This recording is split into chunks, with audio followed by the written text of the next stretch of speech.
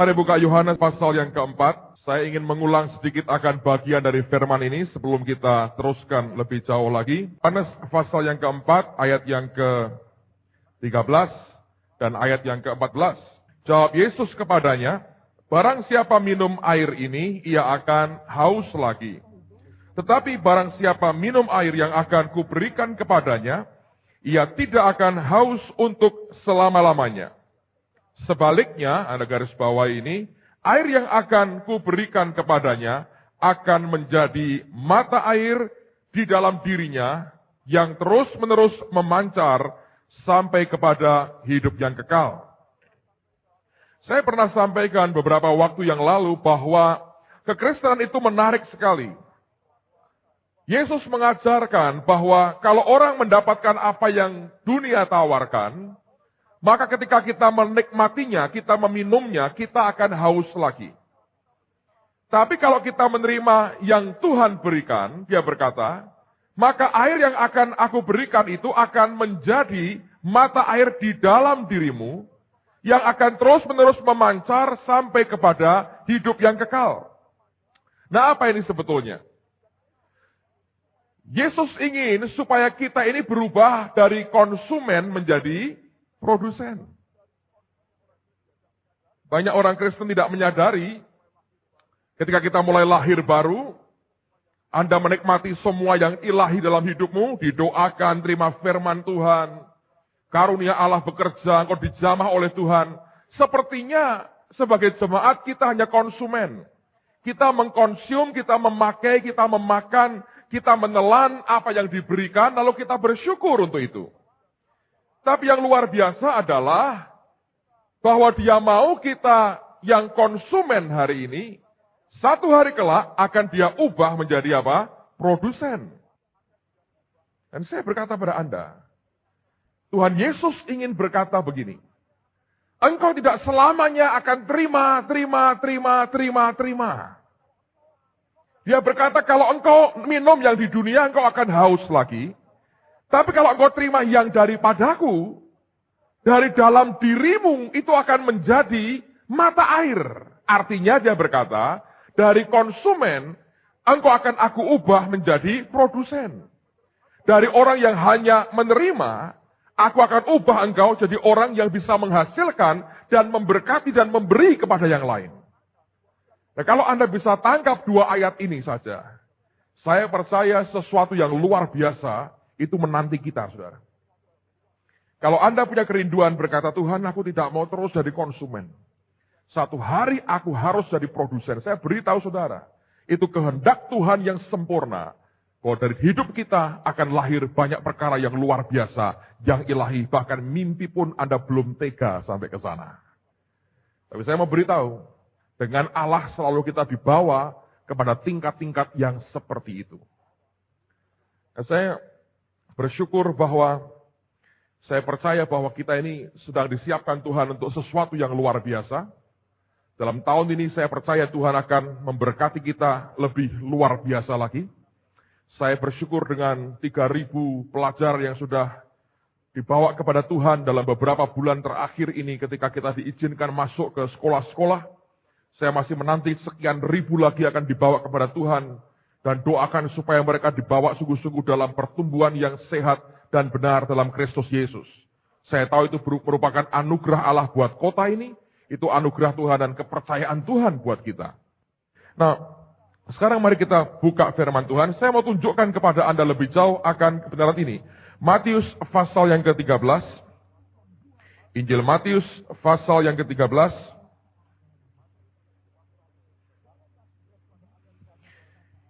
Lihat pada ayat yang ke-36. Sebelumnya lihat dulu ayat yang ke-24 lah. Ayat 24 Anda perhatikan. Matius 13 ayat yang ke-24. Saya bacakan dulu perumpamaan tentang lalang di antara gandum. Yesus membentangkan suatu perumpamaan lain lagi kepada mereka, katanya, hal kerajaan surga itu seumpama orang yang menaburkan benih yang baik di ladangnya. Tetapi pada waktu semua orang tidur, datanglah musuhnya menaburkan benih lalang di antara gandum itu lalu pergi. Ketika gandum itu tumbuh dan mulai berbulir, nampak jugalah lalang itu. Maka datanglah hamba-hamba tuan ladang itu kepadanya dan berkata, Tuan, bukankah benih baik yang Tuan taburkan di ladang Tuan? Dari manakah lalang itu? Jawab tuan itu, seorang musuh yang melakukannya. Lalu berkatalah hamba-hamba itu kepadanya, jadi maukah Tuan supaya kami pergi mencabut lalang itu? Tetapi ia berkata, jangan. Sebab mungkin gandum itu ikut tercabut pada waktu kamu mencabut lalang itu. Biarkanlah keduanya tumbuh bersama sampai waktu menuai. Pada waktu itu aku akan berkata kepada para penuai, kumpulkanlah dahulu lalang itu dan ikatlah berberkas-berkas untuk dibawa, untuk dibakar. Kemudian kumpulkanlah gandum itu ke dalam lumbungku. Ayat berikutnya, Yesus membentangkan suatu perumpamaan lain lagi. Kalau Anda baca, dia ngomong tentang hal yang lain lagi. Nah, sekarang loncat pada ayat yang ke-36.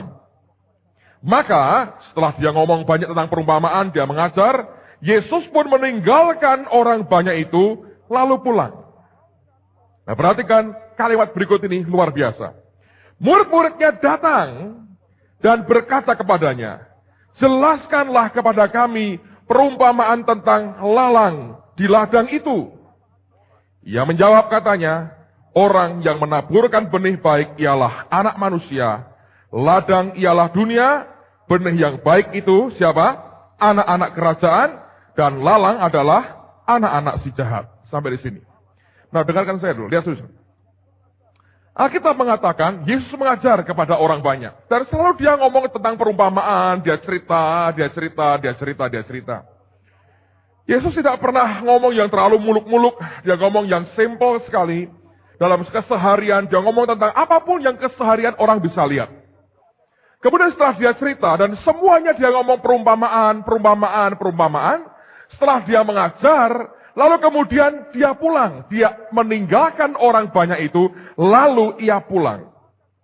Nah, mayoritas dari orang-orang itu, ketika ditinggal Yesus dan Yesusnya pulang, mereka ikut pulang ke rumah masing-masing.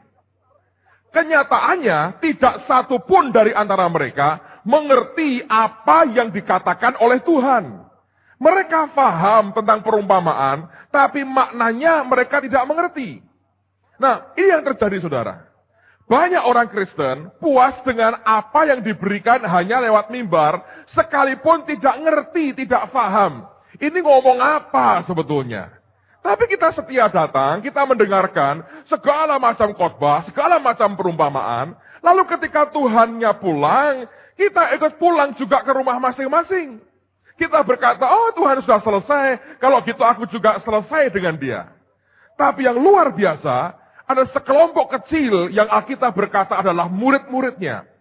Itulah sebabnya saya sangat yakin Tuhan tidak pernah salah pilih orang. Mereka tidak sama-sama dengan orang banyak ikut pulang. Alkitab berkata, mereka mengejar Yesus sampai di tempat di mana Tuhan tinggal. Lalu mereka bertanya, jelaskanlah kepada kami arti perumpamaan itu. Kami nggak ngerti. Nah, ini apa sebetulnya? Inilah suatu bukti wujud dari kehausan dan kelaparan akan kebenaran firman Allah. Yang lain nggak ngerti, ya sudah, aku nggak ngerti kok. Mau apa lagi? Tapi ada sekelompok orang yang berkata, aku nggak ngerti. Dan aku mau ngerti yang diomongin itu apa. Dikejar sampai ke rumahnya. Dan mereka berkata, ceritakan kepada kami. Nah, ketika dia ditanya seperti itu, lalu kemudian Yesus menjelaskan. Nah, Anda harus perhatikan tabiat dan watak dan karakter Allah. Tuhan itu punya karakter begini, saudara. Dia berikan kepada masing-masing kita sesuatu dalam ukuran yang bagus sekali. Tapi dia menantikan respons kita terhadap apa yang Tuhan beri. Apakah kita dingin menerimanya? Atau wajar menerimanya? Atau kita sangat antusias menerimanya dan menghargai itu dan kita ingin lebih lagi. Yang Tuhan inginkan merupakan adalah respons yang terakhir.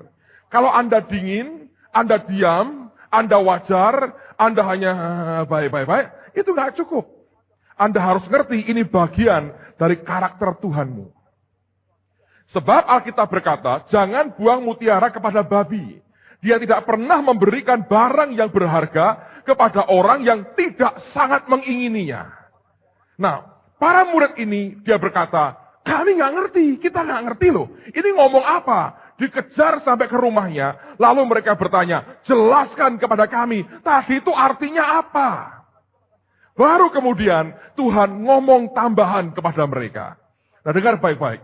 Buat orang yang haus dan lapar akan kebenaran, yang ingin ngerti kehendak Tuhan dalam hidupnya, dan pengen ngerti apa yang Alkitab katakan buat dirinya, selalu ada ekstra menu buat kita. Selalu ada makanan tambahan buat kita. Selalu ada dessert yang orang lain tidak punya yang akan diberikan kepada kita. Selalu ada makanan yang spesial yang tidak akan pernah dikeluarkan kecuali engkau minta itu, saudara. Dan oleh karena mereka minta itu, dia berkata, aku jelaskan, inilah artinya. Saya berdoa kita mengerti karakter Allah. Coba kita lihat dulu sekarang di Lukas pasal 24. Beri tanda di Matius tadi ya, kita akan kembali nanti. Lihat dulu Lukas 24, ayat yang ke-27. Saya tunjukkan inilah bukti karakter dari Tuhan kita. Lukas 24, mulai ayat yang ke-27 sampai 32. Lukas pasal terakhir, ayat 27. Lalu ia menjelaskan kepada mereka apa yang tertulis tentang dia dalam seluruh kitab suci, mulai dari kitab-kitab Musa dan segala kitab nabi-nabi. Jadi Tuhan sudah mulai khotbah ngajar sepanjang jalan. Dari Yerusalem ke Emmaus, dia ngomong. Itu kalau jalan saudara cukup jauh. Cukup jauh. Mereka mendekati kampung yang mereka tuju. Lalu ia berbuat seolah-olah, nah perhatikan ini. Ia berbuat seolah-olah hendak meneruskan perjalanannya. Tetapi mereka sangat mendesaknya. Perhatikan itu. Katanya, tinggallah bersama-sama dengan kami, sebab hari telah menjelang malam, dan matahari hampir terbenam. Lalu masuklah ia untuk tinggal bersama-sama dengan mereka. Waktu ia duduk makan dengan mereka, ia mengambil roti, mengucap berkat, lalu memecah-mecahkannya dan memberikannya kepada mereka. Ketika itu terbukalah mata mereka, dan mereka pun mengenal dia. Tetapi ia lenyap dari tengah-tengah mereka. Kata mereka seorang kepada yang lain, bukankah hati kita berkobar-kobar ketika ia berbicara dengan kita di tengah jalan, dan ketika ia menerangkan kitab suci kepada kita. Nah perhatikan, kalau mereka hanya ikuti dari Yerusalem sampai ke Emmaus, yang mereka terima hanya hati berkobar-kobar. Sampai di Emmaus, dia berbuat seolah-olah akan meninggalkan mereka. Ingat, dia pribadi yang sangat mau diingini oleh kita. Nah mereka berkata, mendesak dengan sangat berkata, jangan pergi, tinggal dengan kami. Mereka mau berkata, ayo ngomong lebih banyak lagi. Permintaan yang lebih itu membuat akhirnya mereka mengenal dia sebagai Yesus. Kalau tidak, saudara, pada saat Tuhan pergi, tetap hanya hati mereka berkobar-kobar. Mata mereka tidak pernah terbuka bahwa dia adalah Yesus yang sudah bangkit. Kehausan dan kelaparan akan Tuhan, itu hal yang utama dalam kekristenan. Kalau Anda nggak punya itu, saudara, forget it. Anda hanya main gereja-gerejaan dan Kristen-Kristenan. Tapi kalau saudara ngerti yang namanya haus dan lapar akan Tuhan, engkau berkata, aku tidak puas hanya dengan apa yang ada. Aku ingin lebih lagi. Lalu engkau cari Allah dengan segenap hati, engkau baca Alkitab dan berkata, Tuhan, bukakan rahasia ini buat aku. Saya berani jamin, saudara, berdasarkan firman Allah, hidupmu akan berubah luar biasa. Lihat Amsal 22. Amsal 22. Amsal 22 ayat yang ke-6. Amsal 22 ayat yang ke-6.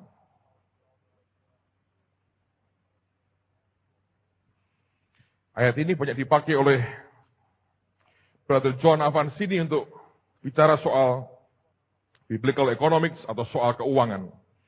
Tapi saya mau ajak Anda melihat sisi yang lain. Amsal 22 ayat yang ke-6, Alkitab berkata, kita akan baca bersama-sama Amsal 22 ayat yang ke-6. Yang sudah ketemu tolong angkat tangan kanannya. Alright. 2, 3. Didiklah orang muda menurut apa? Jalan yang patut baginya. Maka pada masa tuanya pun ia tidak akan menyimpang daripada, amen. Nah, harus ada didiklah orang muda. Bahasa Inggrisnya train up. Nah, apa itu artinya? Dalam bahasa aslinya, kata train up itu diambil dari begini, saudara. Itu terjemahan hurufnya bagus. To develop a thirst. Meningkatkan, mengembangkan rasa haus. Nah itu apa sebetulnya? Zaman dulu, saya nggak tahu dengan ibu-ibu sekarang ya, mungkin karena sudah modern. Zaman dulu, ini kerjaannya bidan. Kalau seorang ibu itu melahirkan anak kan lahir belum punya gigi, saudara. Ya toh? Masa anak sudah keluar semua giginya kan malah ngeri. Lahir sudah giginya banyak gitu, luar biasa. Ya anak kan ompong semua ya. Entah kalau bayi ajaib keluar sudah berkumis, sudah brewoknya keluar, sudah malah gila nih saudara itu. Ya, waktu lahir, ya itu kan bayi biasa kan nggak ada giginya, adanya mana apa? Gusinya, apa? Gusi ya. Nah, bidan pada zaman itu, kalau anak sekarang itu menurut saya rodok rakus-rakus atau rodok geragas. Lahir sudah mulutnya sudah kepingin makan gitu ya. Tapi zaman dulu ya, anak-anak itu sering kali begitu dia lahir, dia belum ngerti bagaimana itu makan. Dia nggak tahu. Karena dalam perut ibunya, dalam kandungan ibunya itu kan tidak lewat mulut makannya. Ngerti saudara? Itu belum kebuka salurannya untuk bisa terima makanan. Begitu dia lahir, dia harus belajar bisa menyusu pada ibunya. Nah, bidan ini kerjaannya adalah to develop a thirst. Dia harus menumbuhkan rasa haus pada si anak itu. Caranya gimana? Itu jarinya, telunjuknya, bukan jempolnya, saudara ya. Kalau jempolnya muntah itu. Telunjuknya ini dicelupin pada jus. Tahu jus ya? Jeruk lah, apalah gitulah kira-kira ya. Supaya ada rasanya loh. Kalau enggak kan rasa kulit ini. Jadi ada rasa dicelupin ke jus ya. Kemudian digosok-gosokkan di apa? Gusinya, di gerahamnya gini. Gosokin. Nah ketika digosokin gini, kan agak keri-keri enak, terus ada rasa jeruknya, ya. Lalu si bayi itu mulai taste, mencicipi sesuatu yang aneh di lidahnya. Dia mulai dibuat sadar bahwa lidahnya bisa menikmati sesuatu. Lalu mulutnya bisa begitu. Ngerti? To develop a thirst. Supaya dia makan sesuatu, lalu kemudian rasa hausnya, laparnya, itu muncul. Lalu ketika diberi susu, dia minum dan dia hidup, saudara. Kalau dibiarkan, mati ini bayi, saudara. Demikian juga dengan manusia roh kita. Train up, artinya kalau Anda merasa kita anak Tuhan, Anda mesti sedia dididik, bahkan mendidik dirimu untuk mengembangkan kehausan seperti itu. Sampai yang engkau inginkan adalah firman Tuhan dalam hidupmu. Kalau tidak, mesti mati rohmu akhirnya. Akhirnya nggak ada apa-apa, akhirnya sudah habis. Nah orang yang tidak mengembangkan dirinya atau tidak diizinkan to develop a thirst, saudara, itu gawat. Makanya saya kan sering kali ya, banyak hamba Tuhan, saya juga sering buat. Kalau saya khotbah, saya cerita kesaksian, apa yang Tuhan buat dalam kehidupan saya. Pengalaman-pengalaman, tidak semua saya bisa expose di mimbar. Tapi sebagian yang bisa saya ceritakan kepada saudara, untuk apa sebetulnya? To develop a thirst. Supaya Anda mulai berkata, kok bisa begitu ya? Asik juga, aku pengen lah. Ngerti saudara? Jadi ketika itu disampaikan, orang berkata, ini aku suka ini. Ya, yang ini aku mau nih. Nah, kayak gini nih, maksudnya ya ini kenyataannya begini. Itu seperti saya sedang masukkan jari saya ke jus, saya sedang mulai gosok akan gusi dan geraham saudara, saya mulai gosokkan itu. To develop a thirst, supaya tumbuh, dirangsang rasa haus dan laparnya. Dan bagi Tuhan, saya percaya juga bagi kita seharusnya, ini merupakan sesuatu yang serius sekali. Saya berdoa, kita makin hari, tiap hari jangan pernah lupa berkata, Tuhan berikan kepadaku rasa haus dan lapar akan Tuhan. terus dalam hidup kita. Kalau Anda makin haus, makin lapar akan Tuhan, Anda kenali dia lebih lagi. Saya berkata, luar biasa Tuhan kita itu. Anda tidak akan pernah bisa berkata, ya aku tahu semua. Makin Anda masuk ke dalam, Anda akan makin dibuat, wow seperti ini ya Tuhan. Sampai titik kau berkata, aku hanya puas dengan dia saja. Nah itu ketika haus dan lapar dalam hidupmu, makin luar biasa. Amen saudara. Nah balik ke Matius 13. Matius 13. Apa yang kemudian Yesus ajarkan di sini setelah mereka bertanya? Inilah ekstra menu, inilah makanan ekstra yang tidak pernah disajikan kepada orang yang tidak pernah memintanya. Kepada mereka yang memintanya, dia berikan menu ekstra, makanan ekstra. Nah apa yang dia berikan? Saya mau bacakan lagi ayat yang ke-37 dari Matius 13. Dengan ayat yang ke-43. Yang menjawab katanya, orang yang menaburkan benih, baik ialah anak manusia, yaitu Yesus. Ladang ialah dunia. Benih yang baik itu adalah anak-anak kerajaan, Anda garis bawah itu. Dan lalang anak-anak si jahat. Musuh yang menaburkan benih lalang ialah iblis. Waktu menuai ialah akhir zaman. Dan para penuai itu malaikat. Maka seperti lalang itu dikumpulkan dan dibakar dalam api, demikian juga pada akhir zaman.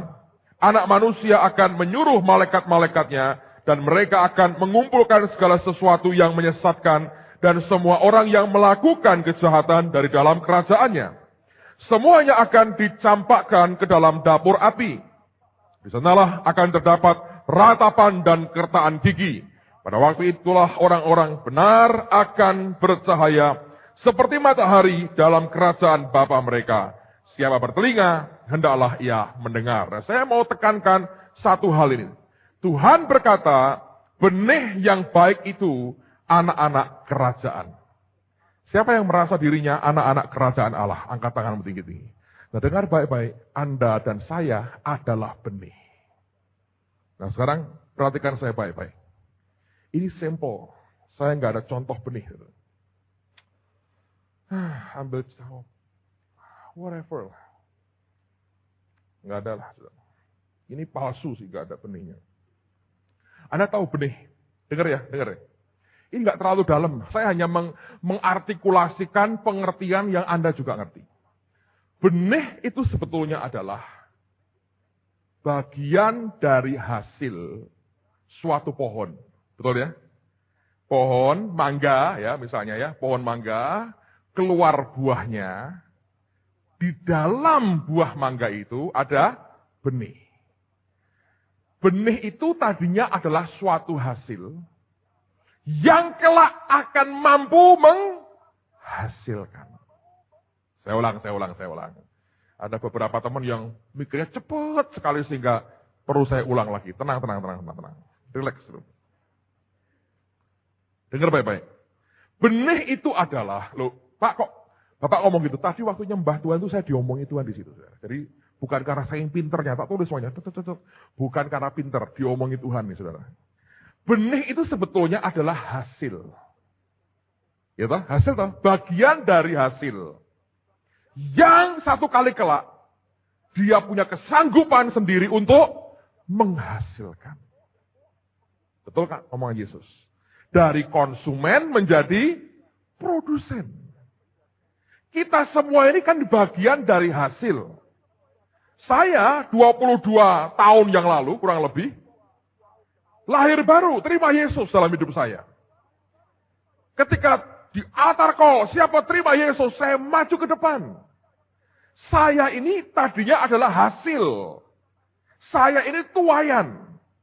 Bagian dari tuayan, dari hasil yang dibuat oleh beberapa hamba Tuhan waktu itu. Tapi karena ini benih kerajaan Allah, sekarang saya bukan hanya hasil, tapi secara rohani saya menghasilkan. Nangkap? Anda juga sama. Masing-masing Anda itu benih, itu anak-anak kerajaan. Saudara adalah bagian dari hasil gereja ini, yang Tuhan berkata, tidak selamanya engkau hanya sebagai bagian dari hasil, Satu hari engkau sendiri akan menghasilkan, saudara. Coba ingatkan temanmu, kamu ini benih yang baik. Bukan cuma duitmu, tapi kamu ini loh, kamu tunjuk betul hidungnya, kamu ini loh benih yang baik. Supaya sadar, benih kita ini. Amen. Itu bagian dari hasil yang punya kesanggupan untuk menghasilkan. Wah, luar biasa. Jadi Tuhan itu kalau nabur siapa? Nabur Anda dan nabur saya. Saya menemukan sesuatu, saudara. Ini, dengar baik-baik. Kalau Anda satu hari punya kerinduan jadi misionari, jadi apa? Saya mau beritahu, saya boleh ngomong apa adanya ya. Orang-orang yang menghasilkan banyak kelak di antara kita adalah orang yang berani ditabur oleh Yesus di dunia ini. Benih itu kalau ngumpul sama benih, jadinya apa? Kuaci.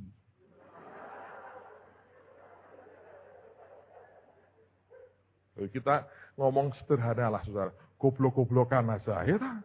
Benih kalau ngumpulnya sama benih, wes diuyai, saudara. Tak bawa ke Israel, cedus, enak karuan. Tapi tak masuk sini, buang. Kuaci. Nikmat sesaat, membuat kering bibir, tapi nggak ada hasilnya. Saya baca di Alkitab, saudara ya. Yusuf ya, Yusuf itu ya, itu kan mimpi-mimpinya luar biasa. Impian, visi. Baca di Alkitab. Sampai dia ditendang keluar, dijual oleh saudaranya. Tersingkir, ditabur Tuhan di tanah Mesir.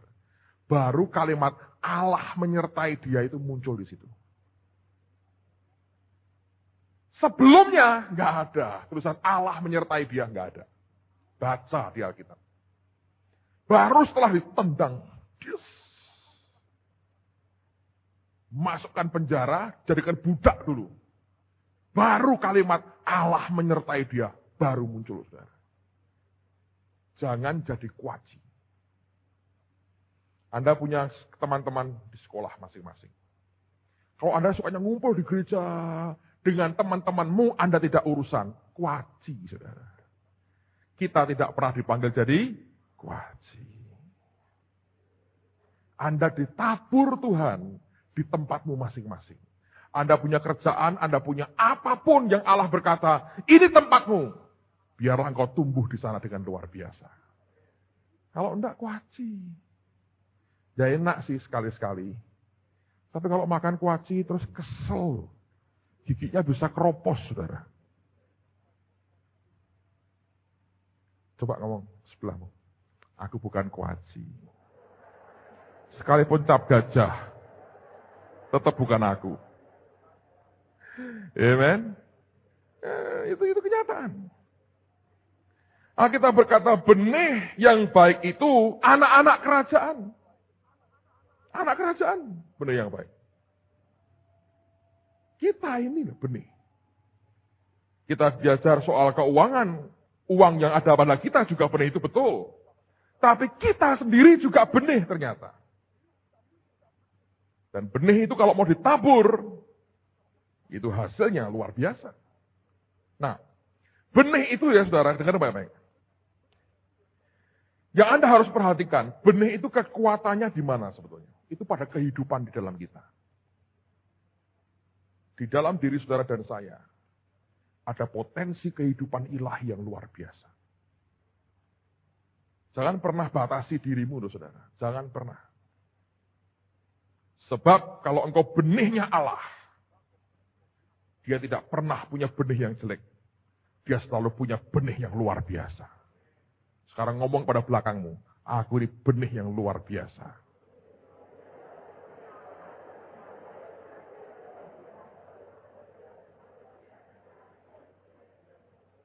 Ngomong sekali lagi, kenalkan, aku benihnya Yesus. Aku bukan kuaci. Di surga gak ada kuaci. Ya mungkin kalau ntar kita ke surga, Tuhan sediakan kuaci, nggak tahu lah. Saya nggak yakin Bapak di surga kok cetik, ya saya nggak yakin itu. Saya nggak yakin itu. Ntar kalau kita entahlah, Tuhan baik, pengen kuaci, tak kasih kuaci. Tapi kita ini benih. Amen, saudara. Dan saya berdoa kita tahu ada kehidupan ilahi di dalam kita. Bukan cuma sekedar kehidupan manusia biasa, ada kehidupan ilahi di dalam kita. Dan itu yang mesti terus hidup dalam kehidupan kita. Anda mesti ngerti bahwa kehidupanmu jangan sampai pudar dan mati. Sebab kalau mati habis, gak ada apa-apanya. Ya kuaci itu, saudara. Benih yang kehilangan kehidupan di dalamnya. Kuaci. Masa ada gereja? Kita bukan jemaat kuaci Indonesia loh, saudara. Dengar baik-baik. No way. Tuhan tidak pernah berkata, hei hambaku buatlah jemaat kuaci Indonesia. Pak Adi bisa marah. Sidang sinode langsung. Amen. Kita ini benih. Bukan kuaci. Tapi kalau benih suka ngumpul dengan benih, ya dia kuaci. Dan kuaci tidak pernah dihargai individu, kiloan. Bahasa kerennya ombyoan. Dan Allah tidak pernah panggil kita ombyoan dan cawuan, saudara. Allah panggil kita nama. Gak ada. Ayo kita nyowok Karang Turi. Gak ada. Ombyoan, SMA ini ambil, gak ada. Dia panggil kita dengan nama kita. Gak ada misalnya, wah Tuhan berkata, aku lagi pengen nyiduk berontongan. Aku nyiduk kampung polisi. Kerobokan. No way. Lampitan, kerobok. Masa begitu? No. Tuhan panggil kita nama demi nama. Amen. Kalau kuaci kan kiloan. Masa kuaci satu biji berapa? Enggak bisa, saudara. On-onan gitu. Coba ngomong lagi pada sebelah kirimu lah. Aku tidak pernah dipanggil on-onan. Aku dipanggil namaku sendiri.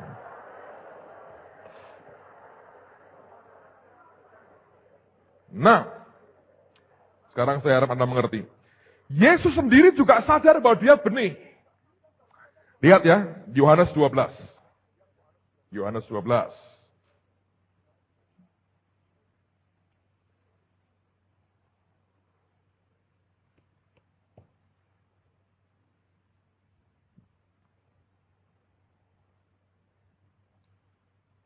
Yohanes 12, perhatikan ayat yang ke-20.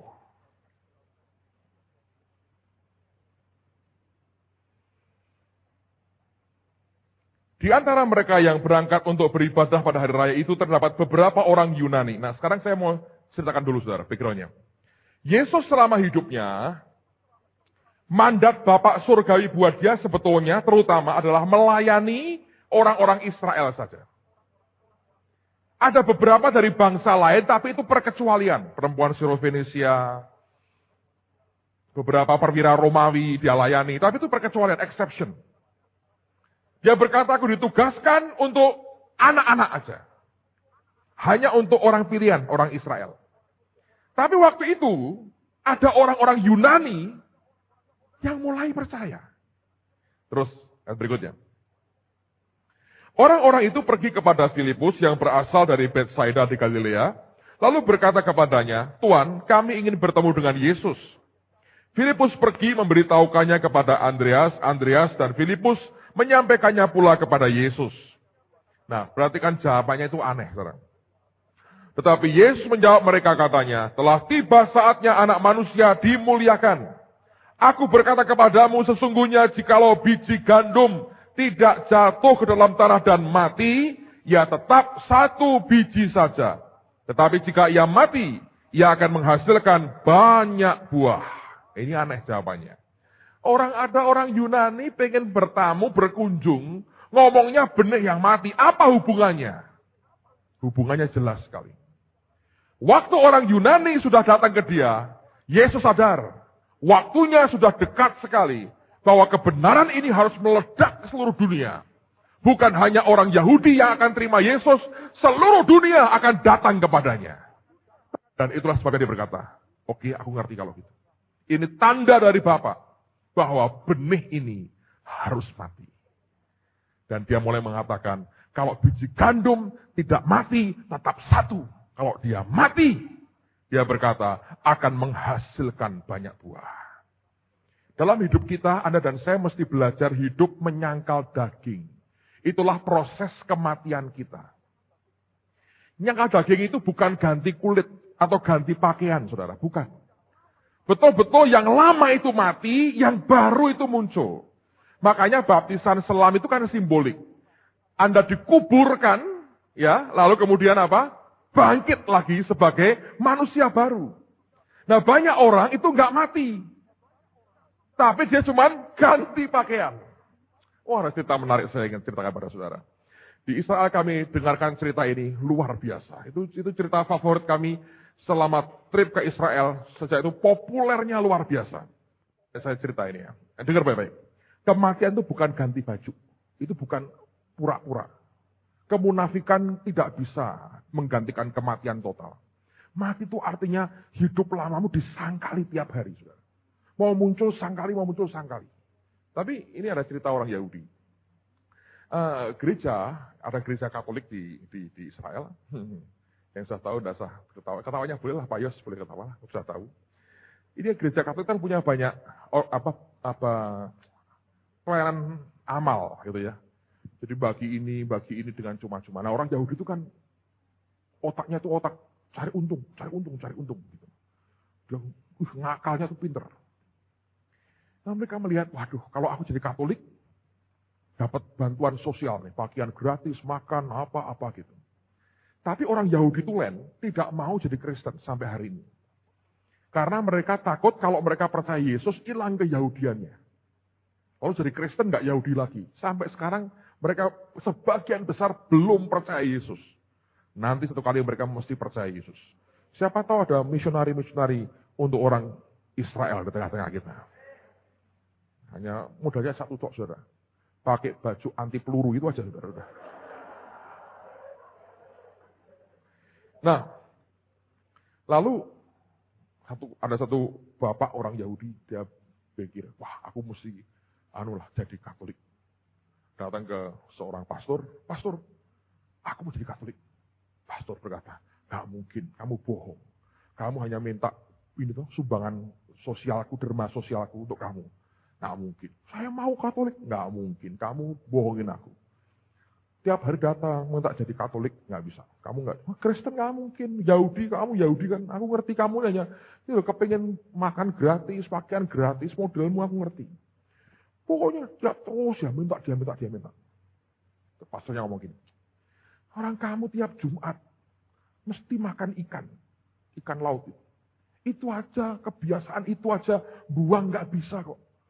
Kamu kan makan tuh bertahun-tahun, puluhan tahun sekarang. Tiap Jumat kumpul sekeluarga makan ikan.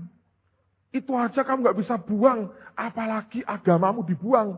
Ikut jadi Kristen, jadi Katolik. Gak bisa. Lalu ini orang berkata, sumpah pastor, ikan saya tidak akan makan tiap Jumat.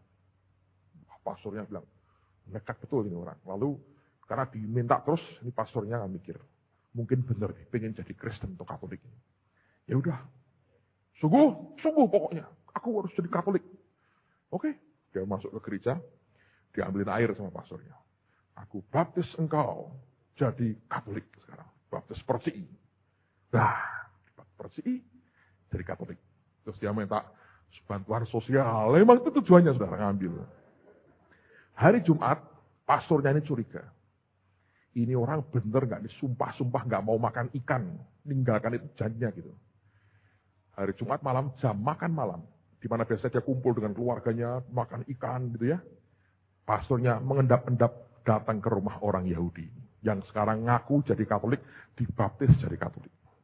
Lalu kemudian dia ngintip saudara. Apa yang terjadi?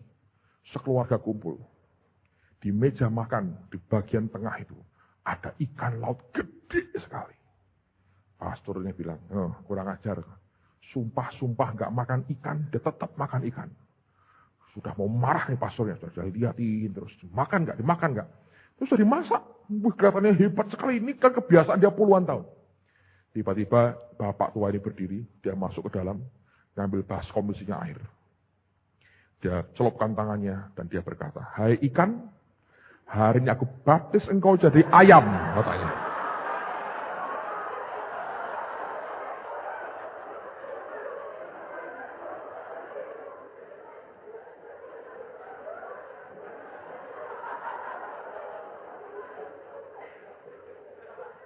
Berapa banyak Kristen model kayak Yahudi kayak begini, saudara.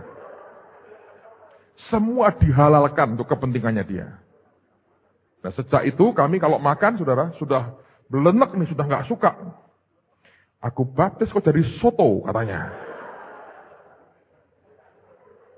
Sudah makan apapun kita baptis, saudara. Sate kambing kita baptis, kamu jadi sate kambing. Kalau sudah teler, saudara, sudah Pak Yos makannya cuma tomat kecil-kecil itu dimakan, tomat. Kalau makan tuh nyiapkan mental dulu, nyiapkan. Terus dia bilang, aku baptis engkau jadi gudeg, katanya gitu. Ya rasanya tetap tomat, saudara. Orang Kristen kan seringkali begitu ya. Hanya ganti pakaian tok. Dia nggak serius dengan apa yang ada. Tapi potensi di dalammu, makanya gini saudara, saya ajari ya. Jangan suka ngomel. Jangan suka menggerutu. Ada kalau alami kesulitan, tantangan dalam hidup, mengucap syukur. Karena apa? Kesulitan, tantangan itu mematikan dagingmu. Sehingga potensi kehidupan di dalammu itu bisa kembang. Saya belajar ya saudara ya.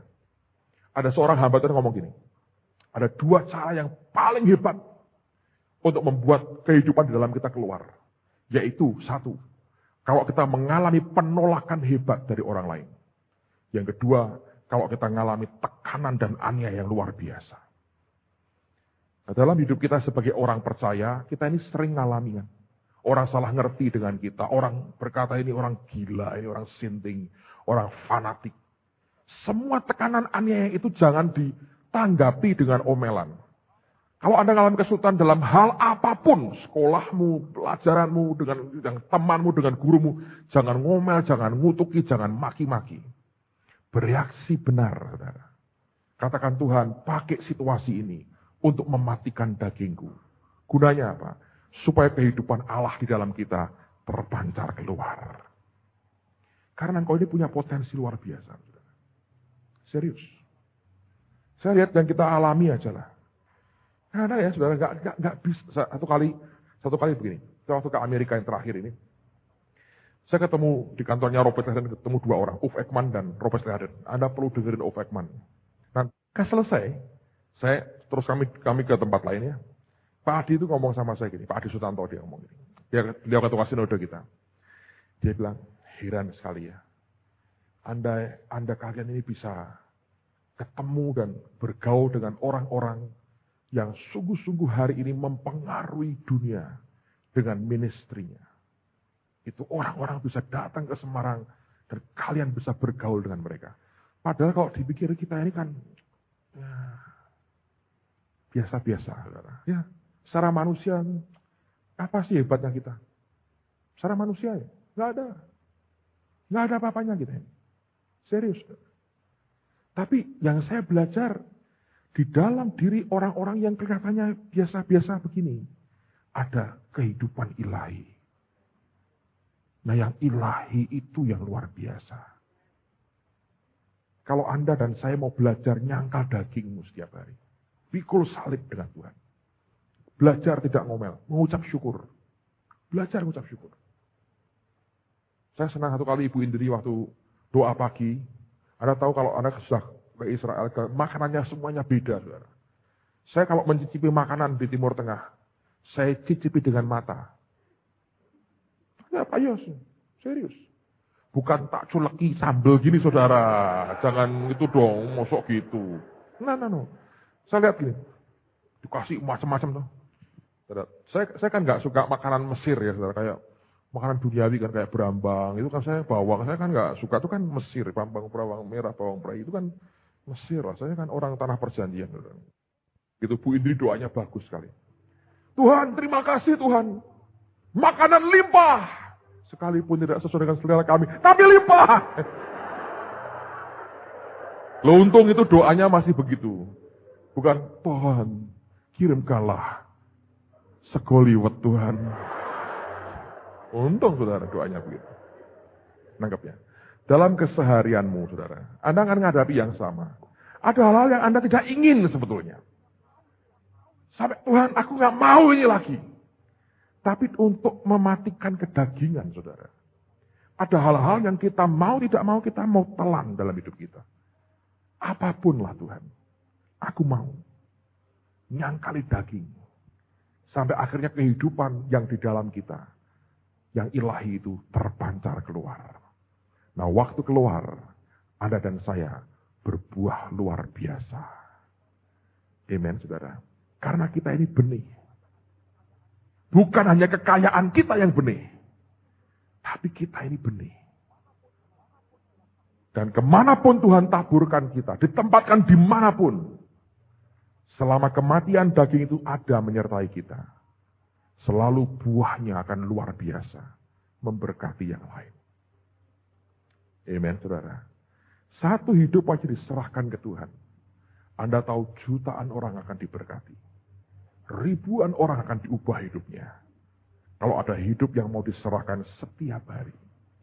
Paulus berkata, I die daily. Aku mati setiap hari. Anda menghadapi apapun, keluargamu, situasi ekonomi orang tuamu, pendidikanmu, apapun. Jangan menggerutu, saudara. Jangan berontak ketika proses kematian daging Allah izinkan terjadi dalam kehidupan kita. Ada hal-hal yang mau tidak mau, Anda telan saja. Saya belajar sudah satu hari di Yerusalem badan saya sudah mulai meriang. Saya bilang, waduh, ini nih. Ya, saya minum vitamin nih. Saya nggak biasakan kasih obat-obat, saya vitamin aja. Dan akhirnya saya sadar, saya harus kasih makan badan saya. Dan ya itu nggak sesuai dengan selera. Saya coba mengkombinasi semua ilmu masak saya, saudara. Tapi ujungnya saya dorong dengan air. Supaya ini badan dapat makan sesuatu yang sehat. Dan saya berkata aku tidak mau buat pengakuan bahwa aku sakit. Aku percaya aku sembuh oleh karena bilur Yesus. Amen. Nah, kalau Anda mengizinkan proses kematian daging dalam hidupmu terjadi, saya percaya kehidupan ilahi dalam saudara akan mulai tumbuh dengan luar biasa. Saya berdoa jangan di tengah-tengah kita jangan ada orang yang suka ngomel, gerutu, mengeluh. Jangan. Ada banyak orang yang punya kebiasaan ngomel. Berumpitnya kotor. Berumpit kotor banget. Bu katakan gitu loh. Wah ini kalau aku bersihin ini, olahraga aku. Nah, ngomongnya gitu loh saudara. Bensin tinggal sedikit. Waduh dipakai ini, tinggal kurang diganti bensinnya. Karena sidik ini bagaimana ini? Anda berkata, puji Tuhan, mungkin ini 5 roti 2 ikan. Ini bensin jadi 5 liter, siapa tahu. Kalau enggak ngomong gini saudara. Ini terjadi nih. Kalau enggak, Anda berkata, aku percaya bensin yang sudah tinggal sedikit ini adalah bensin yang perlu aku tambah dengan ramuan khusus. Saya dengar dari Pak Adi Sutanto tadi pagi, di Amerika itu ada bensin dengan formula baru. Ada tambahannya. Jadi kalau seliter ya, Anda bisa 10 kilo, dengan tambahan ini seliter bisa 15-20 kilo. Luar biasa. Terus saya tanya dengan teman, mau nggak kamu tak kasih, tak beritahu formulanya? Wah teman-teman di mobil bilang, mau. Saya bilang, saya tahu Pak Di tambahan formulanya. Apa? Dorong.